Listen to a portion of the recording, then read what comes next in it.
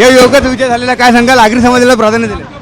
हा सेक्युलर फ्रंटचा महापौर आहे आणि सेक्युलर फ्रंटचा उपमहापौर आहे, कुठल्या समाजाचा नाही.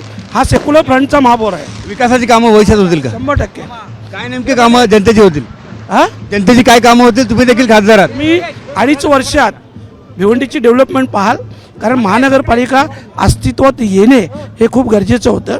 आता महानगरपालिका अस्तित्वात आली, लोकप्रतिनिधी आले, नक्कीच महापालिकेचा विकास होईल.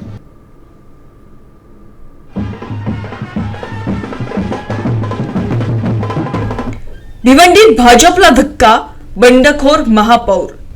नारायण चौधरी भाजपाचे बंडखोर उमेदवार. काँग्रेसकडून 30 मतं, राष्ट्रवादी शरदचंद्र पवार पक्षाकडून 12 मतं, तर भाजपच्या 6 बंडखोर उमेदवारांची 6 मतं अशी एकूण 48 मतं नारायण चौधरी यांना मिळाली. कोणार्क आघाडीकडून विलास पाटील रिंगणात.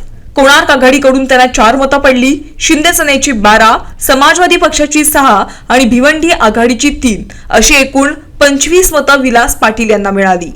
तर स्नेहा पाटील या भाजपाकडून रिंगणात उतरल्या आणि त्यांना भाजपाकडून 16 मतं पडली आहेत.